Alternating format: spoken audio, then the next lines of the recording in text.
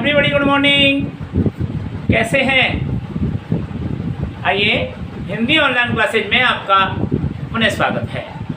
मैं भूदेव शर्मा आपको कुंवर नारायण मिश्र द्वारा रचित बात सीधी थी पर कविता का शिल्प सौंदर्य और भावार्थ पढ़ाने जा रहा हूँ। देखिए,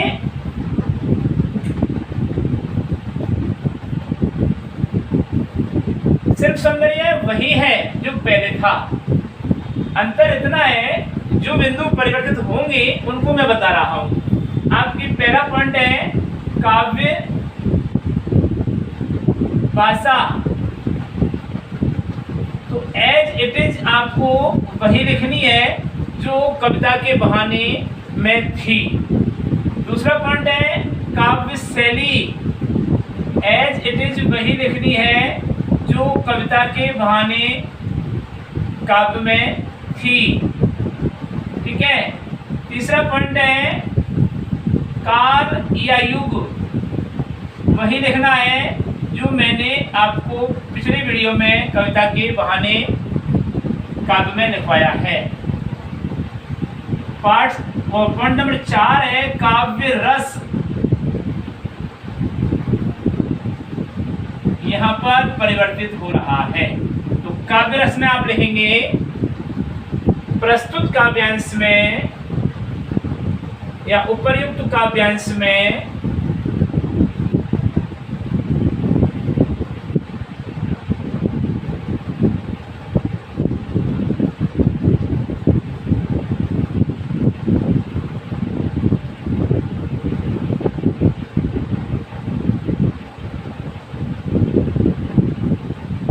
शांत रस का अद्भुत चित्रण किया है। केवल शांत रस है।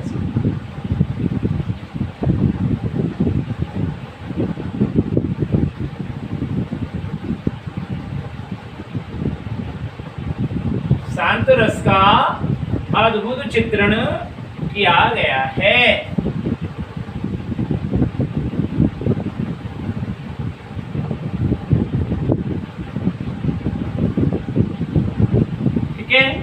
पॉइंट नंबर 5वां जो है वह है काव्य भाव। जब रस बदलेगा तो भाव भी चेंज हो जाएगा, यानी कि स्थायी भाव। तो लिखेंगे उपर्युक्त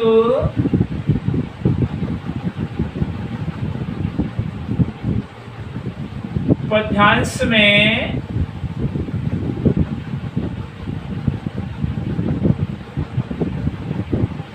निर्वेद, इसको सम भी कहते हैं, या सम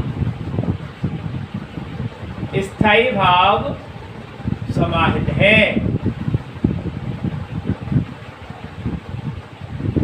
या निहित है। उपयुक्त पद्यांश में निर्वेद या सम आदि स्थायी भाव क्या है? समाहित है या निहित है। और 5वां बिंदु देखिए आप, 6ठा बिंदु काव्य गुण।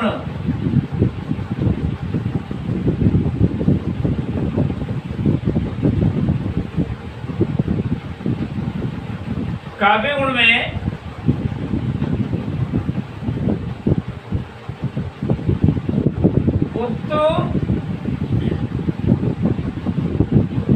पद्य में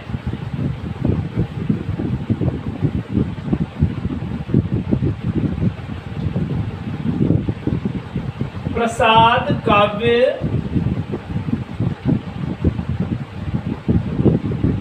गुण का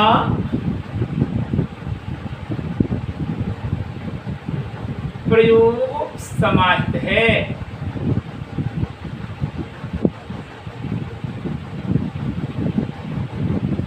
और 7वां बिंदु है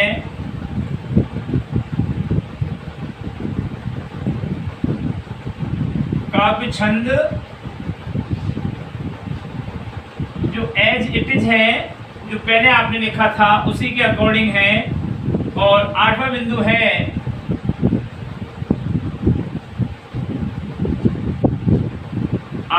है शब्द शक्ति को काव्य अलंकार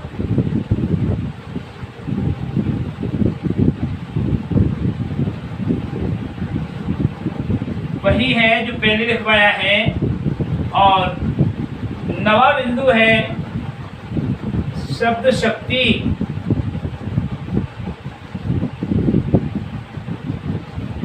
और 10वां बिंदु है काव्य बिंब।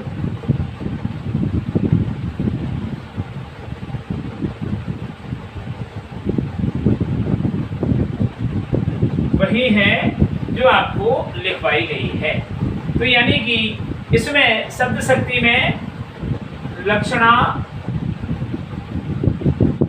और व्यंजना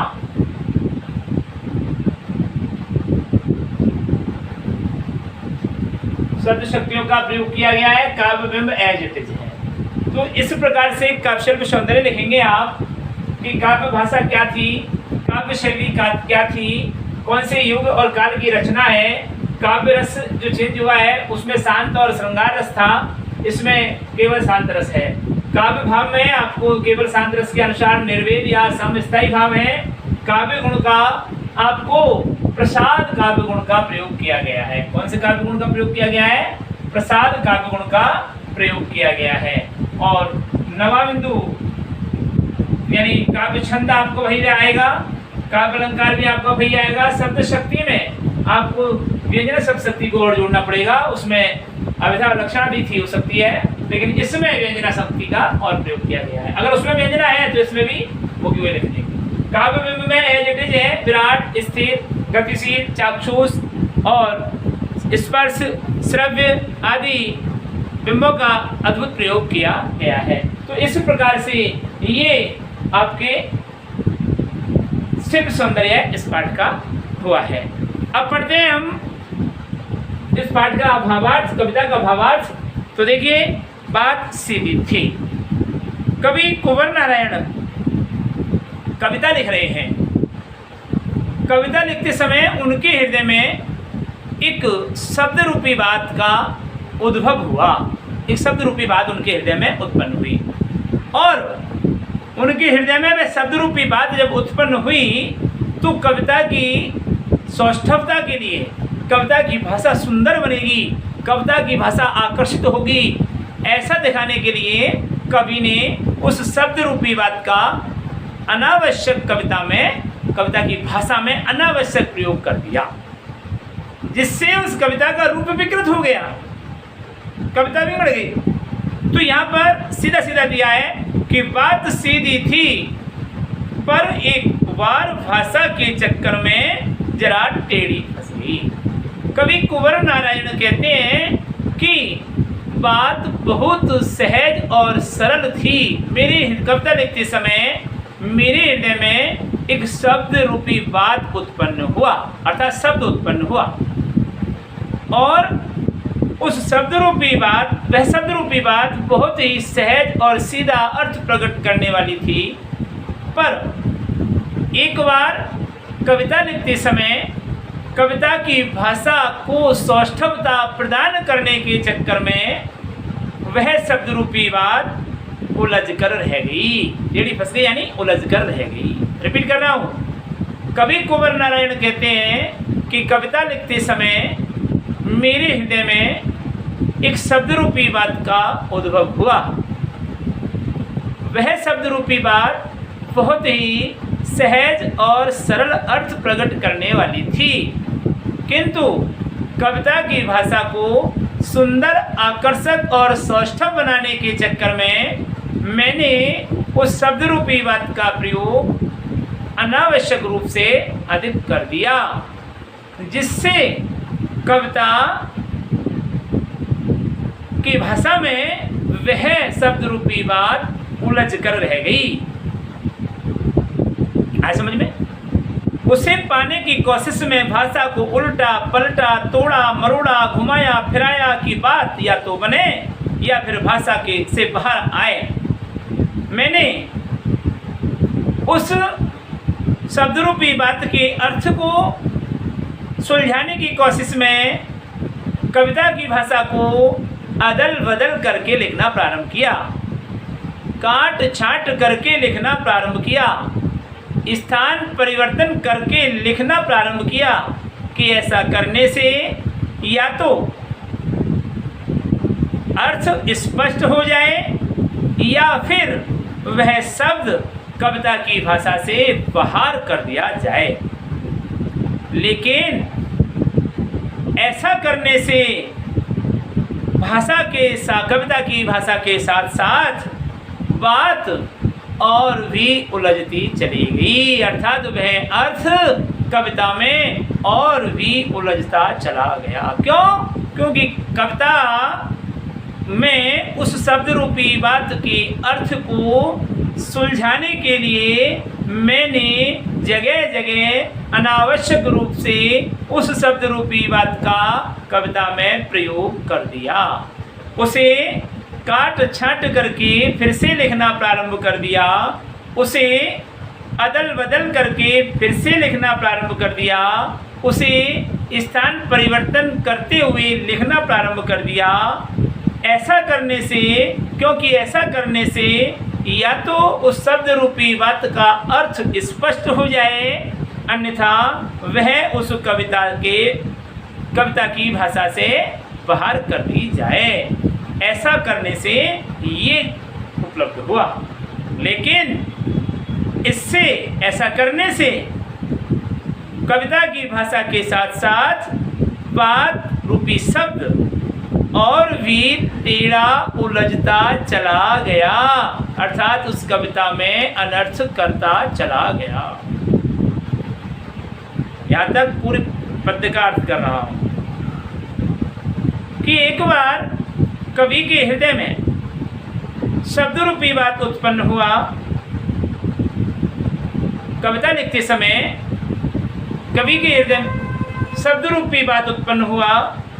वह शब्द रूपी बात सहज और सरल अर्थ प्रकट करने वाला था, किंतु कविता की भाषा को सुंदर सौष्ठव बनाने के चक्कर में मैंने उस शब्द रूपी बात का प्रयोग, या कवि ने उस शब्द रूपी बात का प्रयोग अत्यधिक मात्रा में कर दिया। ऐसा करने से वह शब्द रूपी बात उलझ कर रह गया, अर्थात उस शब्द का अर्थ उलझ गया। शब्द के अर्थ को सुलझाने की कोशिश करने के लिए कवि ने उसकी कविता की भाषा को अदल बदल करके लिखना प्रारंभ किया, काट छाट करके लिखना प्रारंभ किया, स्थान परिवर्तन करके लिखना प्रारंभ किया कि ऐसा करने से या तो वह शब्द रूपी बात का अर्थ स्पष्ट हो जाए, अन्यथा वह उस कविता की भाषा से अलग कर दिया जाए। लेकिन बार बार अनावश्यक रूप से शब्द रूपी बात का प्रयोग करते समय वह शब्द रूपी बात का अर्थ और भी उलझता चला गया, अर्थात वह अब विकट स्थिति बन गई। कहने का मतलब, अब देखिए आगे कवि क्या कहते हैं। सारी मुश्किल को धैर्य से समझे बिना मैं पेच को खोलने के बजाय उसे बेतरह कसता चला जा रहा था। मान लो एक हॉल है, स्क्रू, ये ब्लैक बोर्ड का आपको स्क्रू दिखाई दे रहा है, यह इसके फिक्स हॉल में गया है, छेद में गया है। ये चौक है, ये चौक इतने गोलाई में जाएगा, ठीक है। अगर हम इससे छोटा रखेंगे और इसको जबरदस्ती इसमें घुसेड़ेंगे तो ये हॉल छेद फट जाएगा, आया समझ में, और इसकी दीवारें चरमरा जाएंगी। और अगर इससे छोटा लेंगे तो स्लिप मारेगा, वो अंदर चला जाएगा, वापस बाहर आ जाएगा। लेकिन सारी मुश्किल को धैर्य से समझे बिना कविता में उलझन उत्पन्न करने की इस मुश्किल को सुलझाने के बजाय मैंने धैर्य से काम नहीं लिया और उस शब्द की उलझन को सुलझाने के बजाय मैं उस शब्द का प्रयोग कविता में बुरी तरह से करता चला जा रहा था, क्योंकि ऐसा कार्य करने से मुझे तमाशा देखने वाले दर्शकों, पाठकों और श्रोताओं की शाबाशी रूपी वाह वाह के शब्द सुनाई दे रहे थे। कवि का आशय यह है कि कविता लिखते समय कविता बड़ी होगी, सुंदर लगेगी, ऐसा मानना था। इसलिए मैंने उस शब्द का अनावश्यक रूप से और अधिक प्रयोग करता चला गया। ऐसा करने से मुझे लगता था कि कविता जब बड़ी दिखाई देगी तो श्रोता, पाठक और दर्शक सभी मुझे शाबाशी देंगे और कहेंगे वाह वाह वाह क्या कविता रचना की गई है। किंतु ऐसा नहीं हुआ। आखिरकार वही हुआ जिसका मुझे डर था। जो हॉल है, जो उसमें स्क्रू आप डाल रहे हो और उस हॉल छोटा है, स्क्रू मोटा है और चूड़ीदार स्क्रू है, उसको ज़बरदस्ती पेच से कसते जा रहे हो तो क्या होगा? चूड़ी मर जाएगी और वह स्लिप करेगा, ढीला हो जाएगा या उसकी दीवार फट जाएगी। किसकी? हॉल की। तो कवि के तो ऐसे ही यहाँ हुआ, उसका अनर्थ हो जाएगा कविता का। जबरदस्ती शब्द का प्रयोग किया, कविता का रूप विकृत हुआ, कविता का अनर्थ हुआ। अनर्थ कविता कभी सुखदायी और आनंददायी नहीं होती है। तो यहाँ पर लिखा आखिरकार वही हुआ जिसका मुझे डर था। जोर जबरदस्ती से शब्द का प्रयोग करने से कारण उस शब्द रूपी बात का अर्थ ही बिगड़ गया और वह शब्द रूपी बात कविता की भाषा में व्यर्थ में ही प्रयुक्त होने लगी। अंत में मैंने परेशान होकर उसे कील की तरह एक ही स्थान पर स्थापित कर दिया। अब उसको चूड़ी की तरह उतारना चढ़ाना नहीं रहा। जैसे चूड़ीदार स्क्रू होता है ना, उसको अंदर घुसाने के लिए पेच से घुमाते हो, चाहो तो आप उसको वापस निकाल लो, लेकिन कील को अगर आप वापस निकालोगे ना तो हॉल ढीला हो जाएगा, है ना। दोबारा उसमें सही तरह से फिट नहीं होगी वो कील। इसलिए स्क्रू का तो इतना फायदा होता है। अब अंत में क्या किया? कवि कहते हैं कि आखिरकार वही हुआ जिसका मुझे आशंका थी। वह था कि जबरदस्ती उस शब्द रूपी बात का प्रयोग करते हुए मैंने उस कविता में लिखा, इसके कारण उस शब्द रूपी बात का अर्थ ही बिगड़ गया और अब कविता का मूल अर्थ विकृत हो गया और व्यर्थ में उस शब्द का प्रयोग होने लगा। अंत में परेशान होकर मैंने उसे कील की तरह उसी स्थान पर, एक ही स्थान पर स्थापित कर दिया। अब आगे लिखना बंद कर दिया। इस प्रकार मेरी कविता रचना हो गई। कविता रचना कैसी हुई? ऊपर से तो ठीक ठाक, पर अंदर से न तो उसमें कसाव था और न ही कोई जकड़ने की ताकत। अर्थात कविता रचना हो गई। कविता ऊपर से तो बहुत अच्छी दिखाई दे रही थी, किंतु उसका आंतरिक भाव, कविता का मूल भाव न तो आकर्षित करने वाला था और न ही दर्शकों को अपनी ओर प्रभावित करने की शक्ति थी। तब मुझे परेशान होकर देखकर, जो अब तक जैसे एक शरारती बालक बार बार शरारत करता हुआ परेशान करता है, ऐसे ही वह शब्द रूपी बात जो एक शरारती बालक की भांति बार बार कविता में प्रयुक्त होने के लिए मुझे परेशान कर रही थी, मुझसे खेल रही थी, उसने मुझे परेशान होता हुआ पसीना पोंछते हुए देखा तो कहा कि हे कवि महोदय, क्या तुमने कभी सहजता, सरलता और सहूलियतता से कार्य करना नहीं सीखा, कविता लिखना नहीं सीखा? तो कहने का भाव ये हुआ कि अनावश्यक कविता लिखते समय अनावश्यक शब्दों का जब हम प्रयोग करते हैं तो कविता का मूल अर्थ ही विकृत हो जाता है और कविता अपने मूल अर्थ से बिगड़कर और अनर्थ कर देती है और मूल उद्देश्य कविता का निकल ही नहीं पाता है और वह न तो दर्शकों को आकर्षित कर पाती और न ही उसका भाव प्रभावित करने वाला होता है, दर्शकों को रोके नहीं रख सकते। तो कविता दोबारा सुन लीजिए। प्रस्तुत काव्यांश हमारी पाठ्य पुस्तक आरोह भाग 2 के कवि कुंवर नारायण द्वारा विरचित बात सीधी थी पर नामक काव्य से लिया गया है, जो हमारी पाठ्य पुस्तक की अध्याय नंबर 3 में संकलित है। प्रस्तुत काव्यांश में कवि ने आधुनिक युग के कवियों पर कटाक्ष करते हुए